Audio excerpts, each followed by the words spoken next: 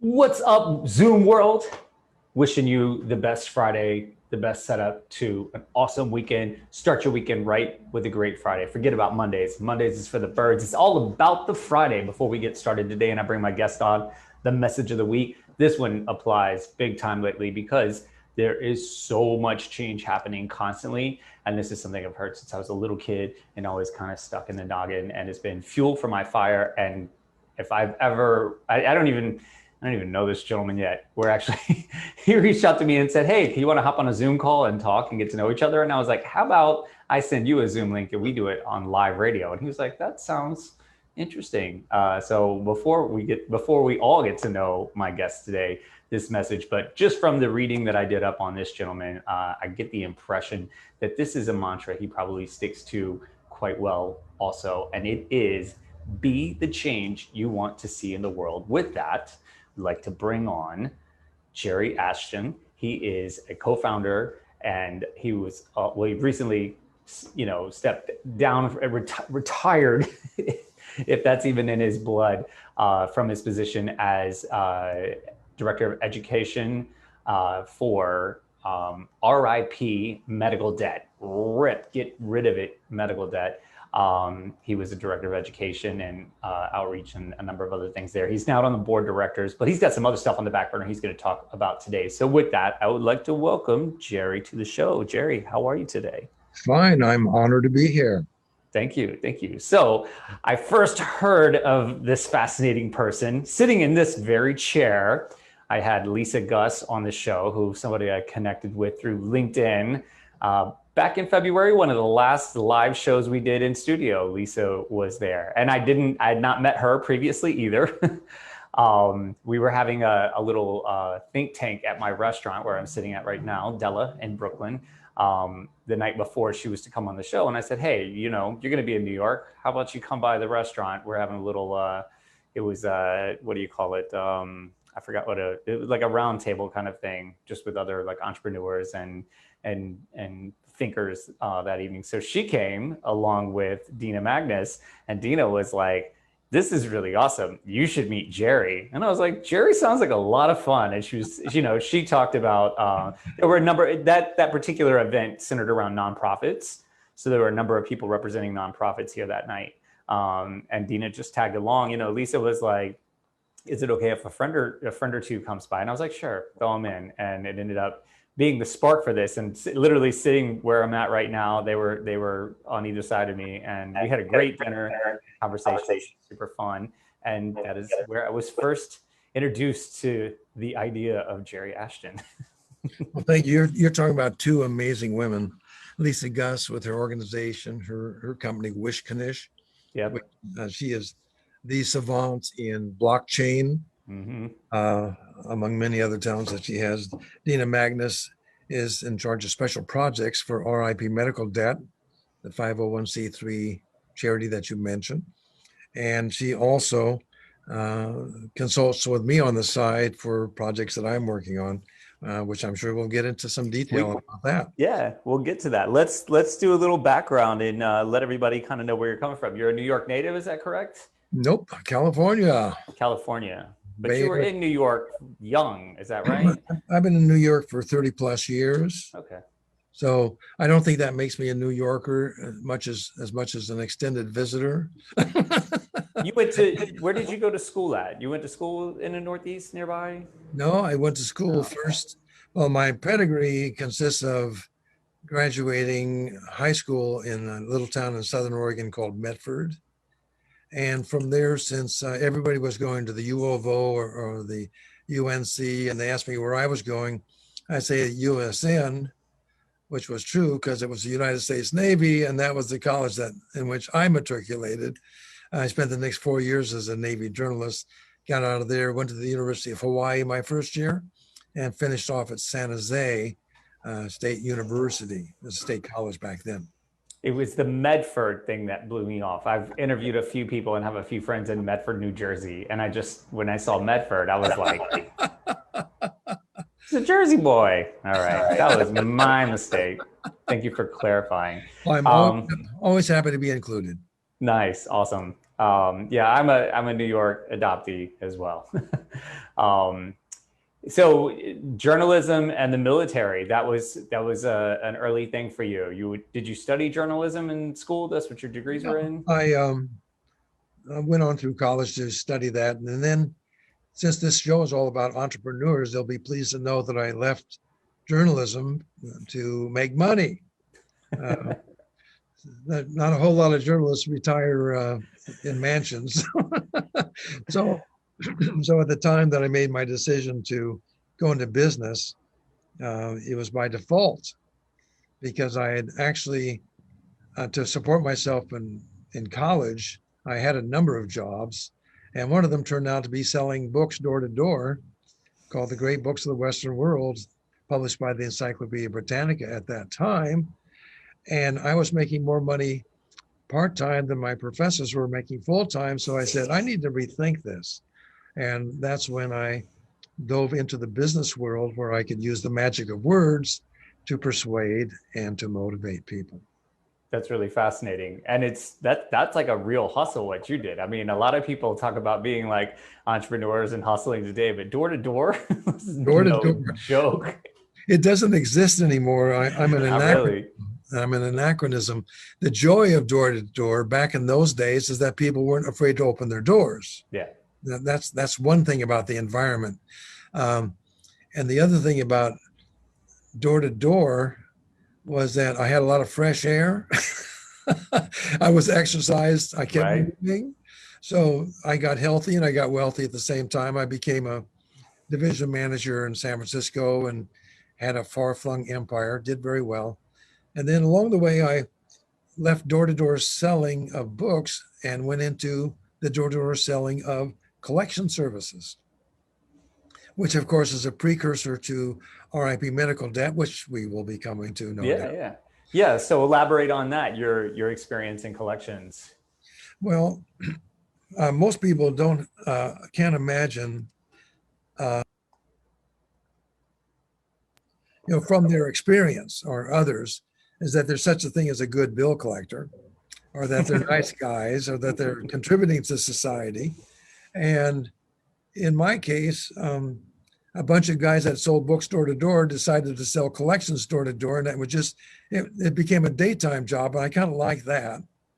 And then I discovered what I was selling was access to a series of dunning letters that were sent out by a collection agency that would cause someone to pay my client monies that were owed.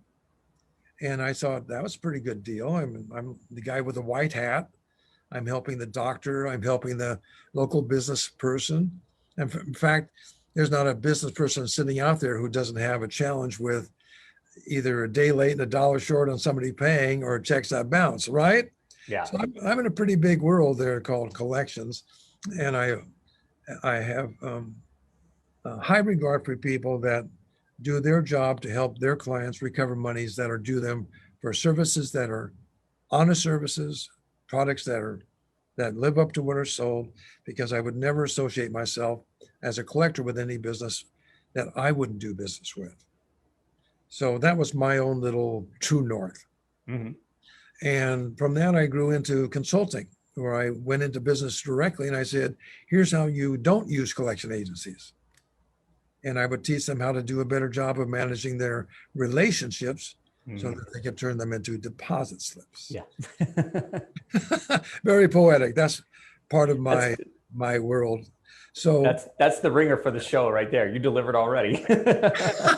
Thank you. Awesome. I have great regard for entrepreneurs, because of course that meant I started my own business, and my own business evolved into a very sophisticated combination of consulting with clients, providing my staff to sit at their desks collecting money for them, training them on how to communicate more effectively to the technology. So that was what I was offering, and I had a good career in that. And then I kind of lost interest. And it was, what was the name of that business? CFO Advisors, Chief Financial Officer Advisors. So I had a good run, but I was getting distracted by other things. I started doing work in the Native American community. I noticed that there were a lot of um, call centers in India, and I figured, well, if you're going to use Indians, why don't we use Our own. Apaches or a few of our Indians? And so I kind of broke my pick in that world of going out. I had 2 years in a row of about 50,000 air miles going to numerous reservations up to Alaska a couple times in an attempt to bring economic development and call center work there. So for a variety of reasons, it didn't work, but what did work was gaining experience and getting a lot of friends in the Native American community. So in my thinking, which has kept me safe and sane for some few years now, you either win or you learn. So there were some times when I did a lot of winning, and then there were times I did a lot of learning. Yes, another ringer. You're just knocking them out, man. Great. This is early on. I want a copyright on this. Yeah.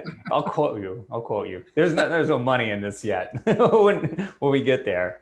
So speaking of no money, Jerry, now I'm being exposed. well, if there's anybody that owes you, I'll be happy to bring it in for you. Thanks.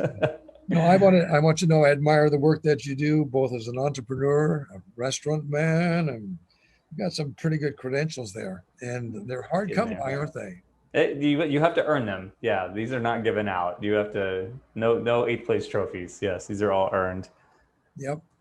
So here I was. Now I'm getting up in age, and for the listener, I happen to be an octogenarian. So when I talk about age, I'm talking about age. So by that time, I was in my 60s or so, and I sort of kicked back. And then, oddly enough, I was galvanized by a very unique experience, and that was Occupy Wall Street. Yeah, interesting time. We're going to take a quick break, Jerry. I want you to pick back up with that when we come back. We'll be just a minute or two, so you hang tight, grab a cup of coffee or whatever. Everybody else hang tight too. We'll be right back. Welcome back, everybody. If you're just tuning in, you're listening to the Entrepreneurial Web every Friday at noon here on talkradio.nyc. I'm your host, Jeremiah Fox. Today, we are talking to Jerry Ashton. He was just detailing a lot of his history, military, journalism, collections, starting his own business, selling books door to door, coming up the real hard way, the real like in your face kind of way. And then he was just starting to describe how he began to sunset his collections company, his consultant company for collections, and became fascinated with the Occupy Wall Street movement here in New York City. Please continue, because I remember this very well. Well, for the entrepreneurs out there who are ready to turn their dial, because what has Occupy Wall Street got to do with business? You might want to stay tuned. So I don't know. First, tell me what your familiarity is with Occupy, and I'll tell you mine. Well, I mean, of course, it happened right here. I live about 7 stops from Lower Manhattan, and a lot of my friends were heavily involved in it. I don't know if you know Reverend Billy Talon. He's a neighbor, an old friend, and I mean, he was out there every day. And so I studied music in college. That was my my background. My degrees were in music. I was a freelancer for the better part of 10 years. And around that time, I was just coming off of like doing a lot of freelance work and a lot of traveling and just being, kind of like a full-time musician. And I had a lot of experience in hospitality already, but that was when we really started to I partnered up with the people I'm partnered now with, and we started opening businesses kind of left and right. That was like right around that same time. And so, Billy and I were collaborating on a little bit of music together. It was my project and I never completed it. So I still owe him a phone call on that. But yeah, just a bunch of people that were involved with it. But I did end up finalizing a track that I'd been working on for some time. And what happened around that time period really inspired me more. So I completed it. It was called Banksters and Politricks. And just a really wacky kind of like Frank Zappa-ish kind of track. And so what I did was the intent was to use that as a single to kind of hook people into the bigger album. But at that point, like albums were starting to really kind of fade away. So what I decided to do instead was just release it as a free single through SoundCloud. I printed up hundreds of business cards that just had the band logo on it, and then the link to the track on the back. I took my daughter, who was at the time my oldest. She was probably just shy of 3 years old. And we went down there, and it was just like a full encampment. It was like the height of it, and just like literally passed out these cards like, this is just music about what's happening here, share it with people. A couple of the organizers asked my band to come and play down there. That never really came to fruition, but my daughter and I ended up in a big like drum circle. And yeah, it was just like a wild time, and another very good friend of mine who's been on the show a number of times. He's a tenant law attorney. He's got a practice right there on Maiden Lane. He was down there all the time and just giving like from the streets, kind of news reports through Facebook in particular. That's like his bread and butter. So just a lot of close connections to it. But yeah, it was an eye-opening time, and definitely, I think, a predecessor to what we're seeing now, for sure. Well, eye-opening is exactly that. When I heard about Occupy Wall Street, I was on the West Coast. I saw something happening on TV, and there were a bunch of strange people in Zuccotti Park, and I said, I think I got to check this out. And so, being a former journalist, I took my camera, my notepad to document this thing, and it resonated. It resonated. They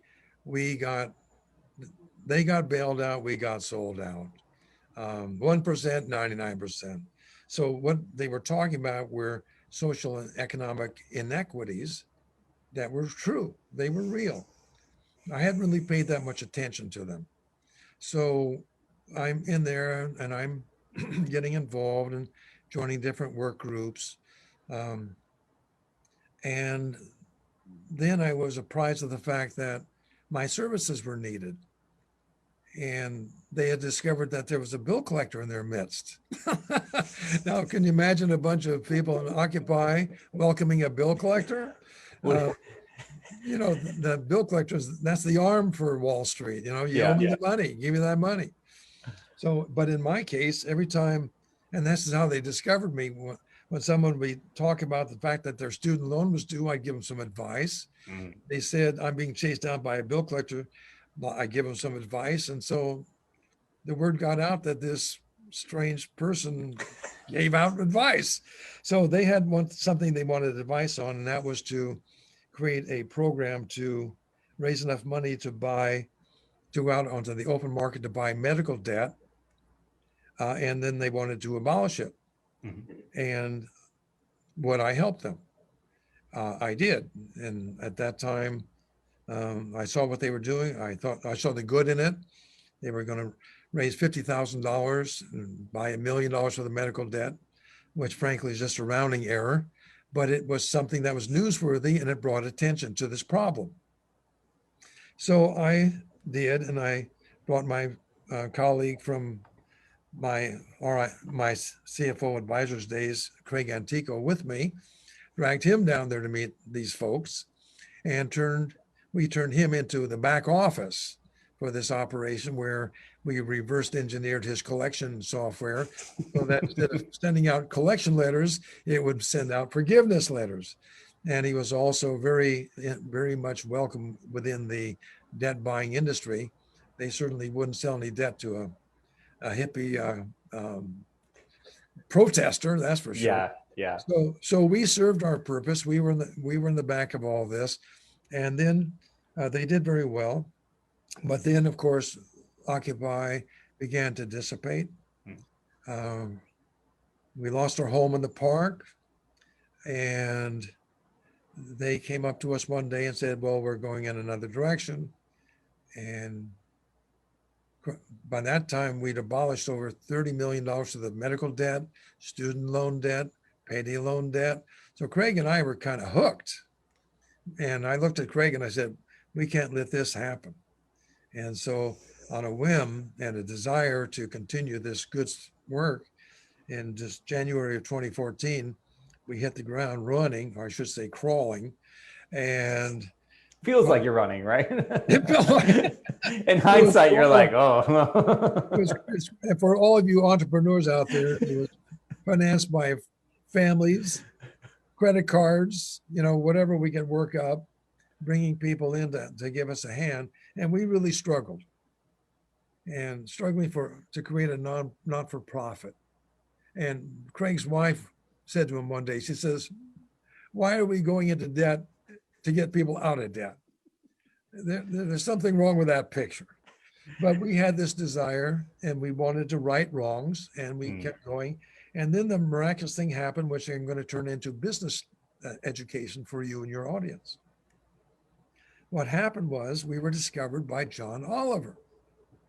And I'm sure, familiar with his show Last Week Tonight. Mhm. He loves to take certain subjects and send them up the flagpole and make fun of them, rightfully so. He chose to do a program on debt buyers and debt collectors. He was going to show them up for what they were, but the comedic value for him was that he was going to use their system to go in and buy medical debt in Texas. He put himself on the internet as a collection agency, and then he bought $15 million worth of debt that he was going to forgive. And the reason he was going to do that is because he wanted to out Oprah. Do you know how Oprah gave away $7 million worth of cars? No. Well, she did a big program. 7 million. You got a car. You got a car. No, I remember that she did it. I just didn't know how she did it. 7 million, and she just Yeah. gave it away. Yeah. Well, he said, "I'm going to beat that. I'm going to give away Gotcha. $15 million worth of debt." Yeah. Well, there's only one organization at that time in existence that had two former bill collectors running it, a charity that had only one purpose, and that was to buy medical debt and use donors' dollars to forgive it. And long story short, he featured us as the conduit for his goodness. He said, we are going to donate this debt to RIP Medical Debt, who will forgive it at no tax consequences to the recipient. And he goes over to a big red button, hits the button, money comes down from the ceiling, and he says, "So much for you, Oprah." less politely, but that's what he said. So and then of course our website crashes. Because of overload? Overload. Yeah. All of a sudden, from two guys who we couldn't get anybody to listen to us. Yeah, of course. And then this national figure says, and our logo appears above his shoulder as he's telling about us, and people started searching us out. And from that point on, we didn't have to look back. Money came over the transom. Amazing people showed up to be board members and directors of the board. We had technology partners who could help us slice and dice the data even better. It has been glorious. And this is the first lesson for the entrepreneur. If they don't know about you, they can't do anything about you. It's the same thing with your restaurant. It's the same thing with the talk show that we're on right now. How do you get people aware? So the very first thing that any entrepreneur must do is get people aware. Now, that's easy enough to do. You get a John Oliver, or you hire a publicity machine, or it's as simple as that. Yeah. But if you do get that awareness, that's really not going to make the game work. Somewhere in what you're selling, it has to touch people. Yeah.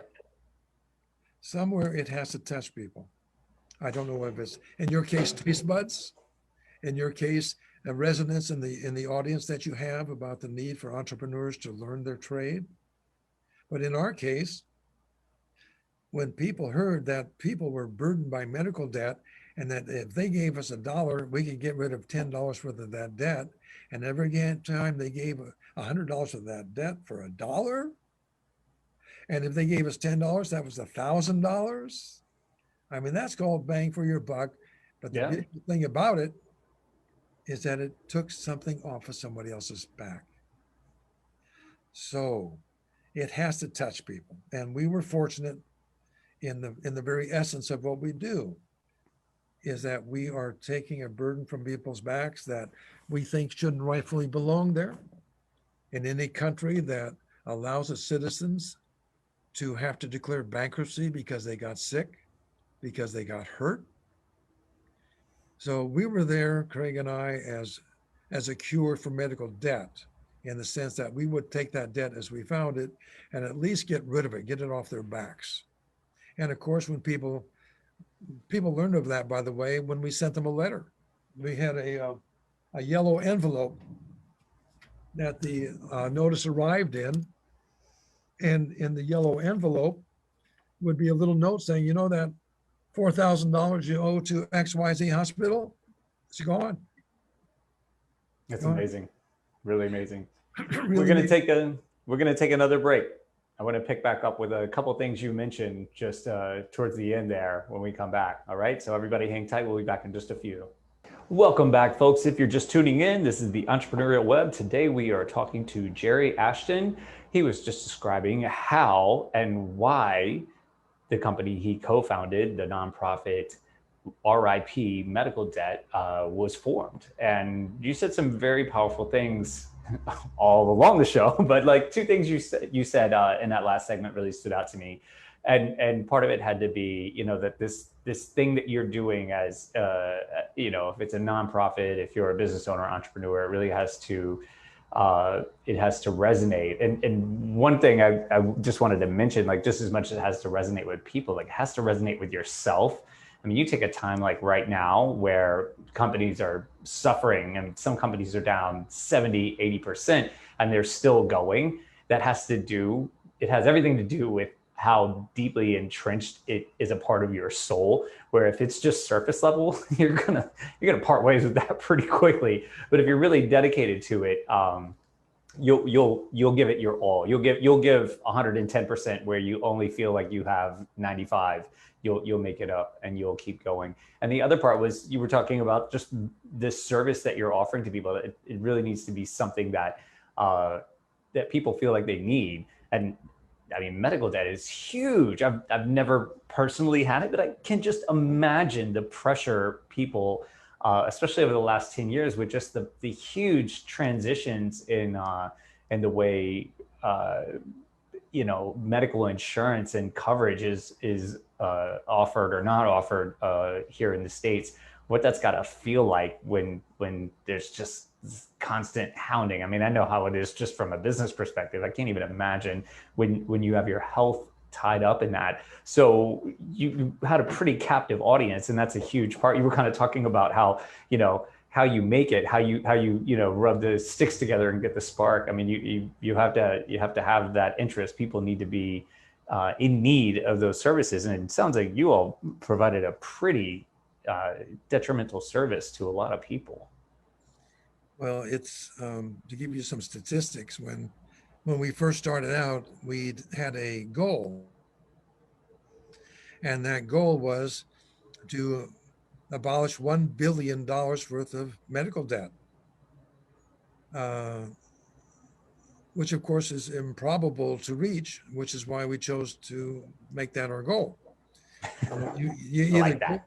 go big or go home. Exactly. So it had to be big enough to galvanize us and get us excited as well. And let me see, where was I? I just had a call coming to my earphone. Sorry about that. No, it's okay. So where was I on the impact? Making just a bigger goal, you know, than you thought you could reach Oh, to yes. inspire yourselves, but you That's- wanted to go really big. Yeah, exactly that. For the entrepreneur, whatever it is, think a little bit bigger, maybe even bigger than that. That's number one. So that was our intention. The last two things I'll tell you about is how we achieved it. So far, ripmedicaldebt.org has abolished $2.8 billion worth of people's medical debts, covering over anywhere from 1 to 1 point some odd million Americans here in the United States. That's called impact. That's called impact. So, of course, we were graced to be in the right place at the right time. And the definition of luck is when preparation meets with opportunity. Love that one. You know, the opportunity was there, the need was there. Through all the years of learning the intricacies of debt collection, the preparation was there. And then there are two other things that happened. And that is, once people were aware of us, once people were touched by it, the next thing that's required is education. Who are these guys? What does the Better Business Bureau say? Is this some kind of a scam? That was the first part. Of course. It's too good to be true. You mean, if I gave you $1, you're going to abolish $100? You know, that's too good to be true. Well, no, it's too good and it's too true. It was all of that. So you have to educate. In our case, that's why we have education as part of RIP's mission, is educate people. How do you get into debt? How do you get out of debt? How can we at this moment, cleaning up after the parade, how can we take care of the debt that's accumulated? Right now, America has over $1 trillion worth of medical debt outstanding. Right now, 65% of all bankruptcies are medical debt related. Mm-hmm. Right now, 15 million Americans will exhaust their life savings to pay medical bills. Is there something wrong with this picture? And then, of course, once you're educated, the only thing that's left is action. Sometimes the action is people send us a donation. Sometimes the action is they create a campaign for their community. Let's take care of all the debt in Albuquerque. Let's take care of all the debt for veterans. Let's take care of debt for the elderly. Who knows? We're able with our analytics to slice and dice. Preferably just let us take care of debt across the country, but you can be localized as well. That's action. So if I were to, and here I am, by the way, as a co-founder and now retired, I have no equity because these nonprofits are really owned by the public. And people like me show up to create them, run them, and then go away. And hopefully that the charity will continue because it's a worthwhile charity and it is needed. Yes. I'm not sure how familiar you are with all the things that I have going on, but I have a similar relationship with the Windsor Terrace Food Co-op here in our little corner of Brooklyn, where myself and a number of other community members worked really hard going back to, it probably started in 2012. I came on board in 2014, and there was, we were just meeting in a Knights of Columbus at the time. And in 2015, the beginning of 2015, we signed a lease and opened in March a community-owned grocery store where we are in control of the type of food that comes and goes, the pricing, everything, And the same thing, I'm currently the chairman of the board. I've been on the board for the last 6 years. And absolutely no equity. I mean, I buy my groceries there. But yeah, it's just one of those things that I just want to set up and I want the community to have it. I want other communities to see it and do the same. And I would be willing to advise, but absolutely no monetary connection to it at all. And that feels really good. It was something I'd always wanted to do. I always wanted to help start a nonprofit because I had opened my own businesses before, but I was always fascinated by that. Like, it's hard. This is what we learned. It's not easy. It's definitely not easy. Yeah, I mean, what kind of a product are you selling in a nonprofit? What you're selling is feeling good. You're selling. You're making a difference. That's what you're selling. Yeah. And we were able to deliver on that. And obviously, any food co-op, any organization that like Feeding Tampa Bay, which is a favorite of mine. Yeah. And you may have seen it on the news in Dallas, Texas, they had miles of cars waiting in line to go through food banks. Mm-hmm. That's another aspect of debt we must address.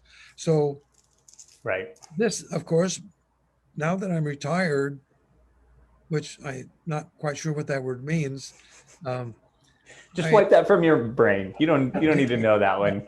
I'm not sure what it meant. It means something to some people, but what it meant to me is that I had some time to think. As a matter of fact, what I had time to do was to rethink. So what I did, thanks to bouncing these ideas off of others, and by the way, your audience that loves to co-create, you're certainly invited to chip in on this thought process of mine. I decided to get a website URL called let's rethink this.com. The premise behind this is that everything needs to be rethought. Race relations, voting, politics, shelter, anything that you can imagine that touches your life that is harming it or it's not giving you the optimal value that you need out of it as an individual, as a society, we need to rethink this. So I said, well, what kind of people are going to be attracted by that? And I'm going through my own process with RIP medical debt awareness. Got to keep people aware of it. And thank you, by the way. I want you to know you're the first media that I've talked to this story about. Oh, yes. Nice. Awesome. So it's appropriate because it's very entrepreneurial. Because I'm rethinking this and I'm coming back into the world of business. So that means whatever I create must be by its nature oriented towards creating profit to meet expenses and reward people for energy and effort. So I said, well, education, awareness. I know what I'll do. I'm going to do a series of web Zoomcasts. And I'm going to find people who, like me, have made U-turns in their life, made 180s. For example, in my case, I walked into Occupy Wall Street as a debt collector. I walked out of Occupy Wall Street as a debt forgiver. Now, how in the world did that happen? And look what came of it, because that did happen. Because for whatever reason, the elements made it possible for me to rethink my role and the purpose of myself in this world, as well as the purpose of debt itself. There's good debt and there's bad debt. So that's interesting. So what I'll do is I'll find people who've done that. And I want you to know, I've already got a list of luminaries, and I mean, from people you'll never have heard about, but finally will, to people that might even be household names, but they're going to share one thing with you.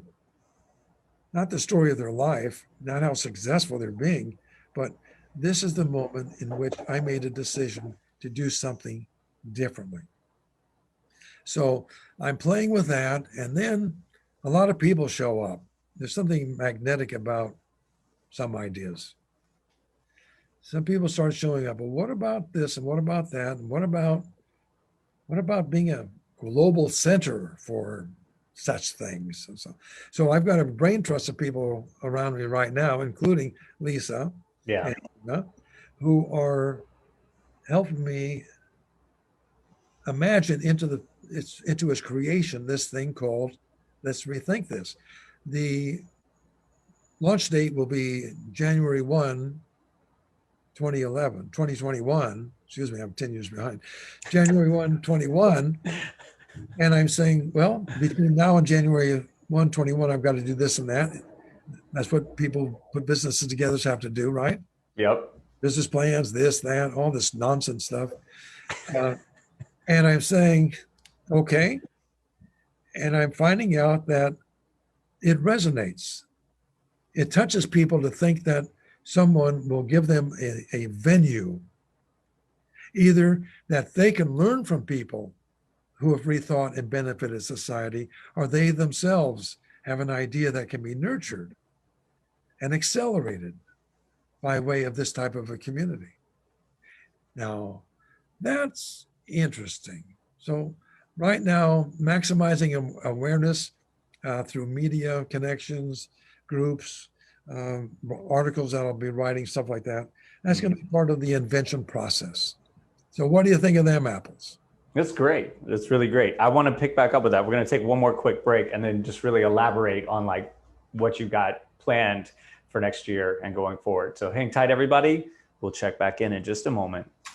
Okay, everybody, we're going to pick right up where we left off. Jerry shared another one of my favorite quotes, questions. How you like them apples? I love that one. That's I say that all the time. I quote that often.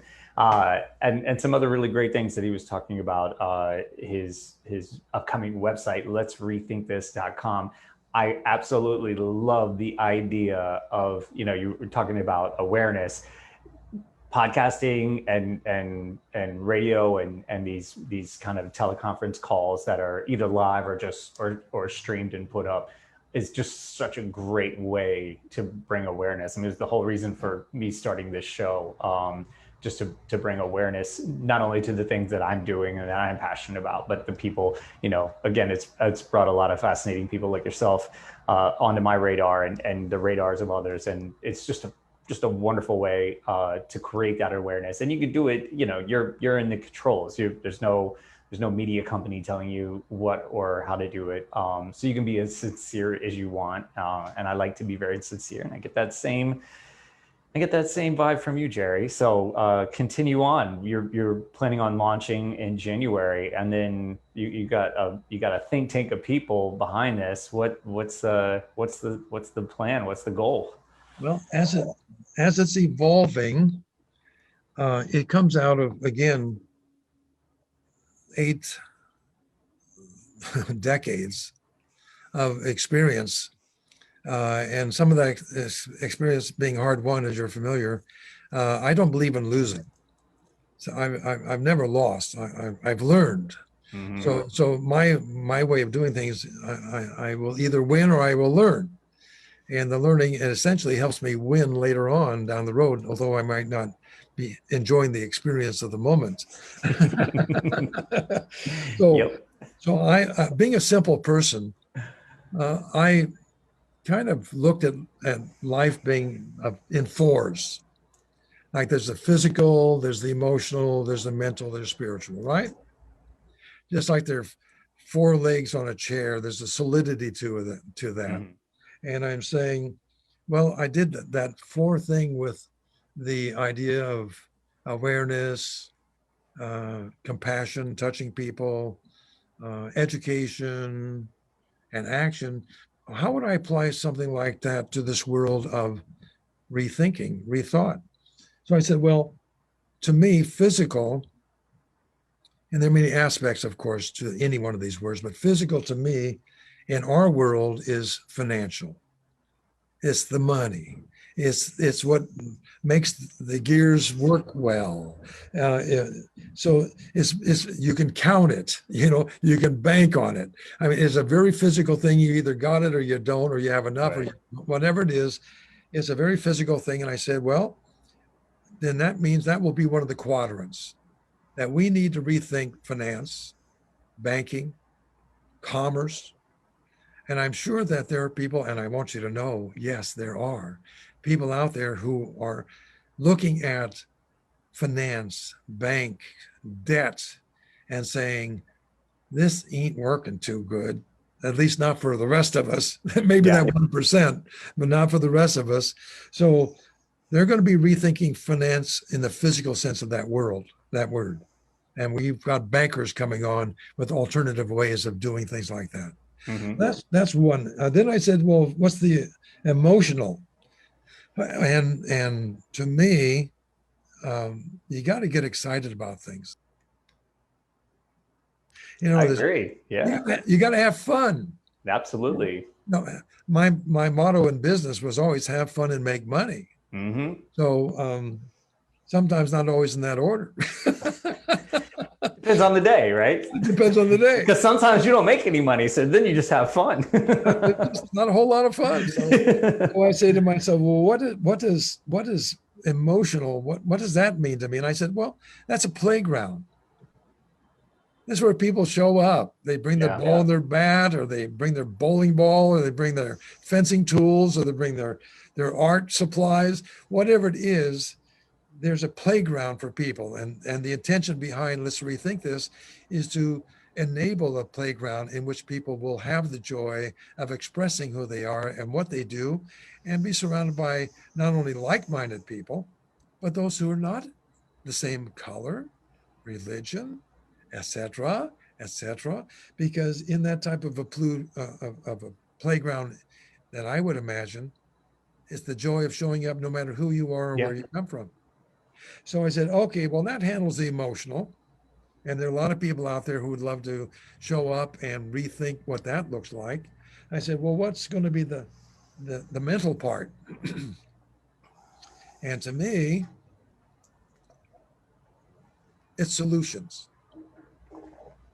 It's solutions. When you started working with your charitable grocery, for example, there was a need. It was an open playground, you know. However you were able to afford it financially or physically, you showed up and you joined into the playground and you came up with your solutions because we are all tool users. We love solutions. So I said, okay, are there any solution-minded people out there who might want to help us rethink things? Maybe the paradigm. I mean, it could go as low as how do you rethink a watch making to changing an entire culture to Yeah. be an oasis of thought, so to speak. So then I said, okay, if that's handled, then what's the spiritual part? Want to make a wild guess? Go for it. It means something different to everybody. Yes. You're going to tie it into the Native American experience? Well, it's interesting because to me, it met my work in RIP medical debt, and that is causes. Mm-hmm. Causes. Why are we here? What is our purpose? How can we make the difference that everybody talks about but few people experience? How can that be? How can that happen? And it happens usually within causes. Purpose. Mm-hmm. Purpose provides meaning, and that's what we need more of in this world of ours. Yeah, I mean, I've heard it. The analogy to service. Like Yes. it really comes down to like when you help others, that's when you really get it. That's when you really understand, the idea of service and more so the meaning of life than just self-acquisition, for sure. And as an entrepreneur, I mean, a lot of what you're talking about is what a term a gentleman on the show introduced to me earlier in the year, the idea of social entrepreneurship. And where, your service, whatever you're offering, whatever you're providing, obviously you want it to touch all those bases for yourself, financially, especially when you're dealing with business. You need, you don't want to lose your shirt, but if you could rope in some way where you're really like making an impact, making the world a better place, in addition to preserving yourself, is a really big deal. We're going to have to wrap up here. I just wanted to confirm with you the two main websites. It is ripmedicaldebt.org, where people can find out information, make donations, participate, whatever. And then upcoming is letsrethinkthis.com, correct? That's correct. Any other channels people can learn more about you or get in contact with you if they'd like? Well, thanks for asking. I would like people to, if they're on LinkedIn, look up Jerry Ashton. Happy to connect there. I'm going to be putting a piece out on Medium, which is a platform for writers. I also write on LinkedIn. I once wrote a blog for Huffington Post as well. Right. So I'm going to be doing more of that. So anytime somebody can Google me to find out what mischief I'm up to, and if they might enjoy doing that mischief too, I want you to know how welcome you will be. Awesome. That's great. Well, this has been a really lovely experience and something I'm getting more comfortable with, just like hopping on the call and doing we didn't talk before this. We exchanged a couple emails, but that was it. It's really been a pleasure. Thank you so much. And once things settle down, we have to get together. You still in New York these days? Yes, my wife and I have an apartment in the city. Beautiful. We've escaped to Stratford, Connecticut, because my daughters would not allow me to stay in New York. Good for them. Good. That means they still love you. That's fantastic. Yeah. Once it's safe, I would love to get together. You got to meet my buddy Jack O'Connell too. You guys would get along great. There's a lot of stuff in common. So thank you. Really fascinating time. And thank you everybody for tuning in. We'll check in with you next week. Everybody, have a great weekend. We'll see you.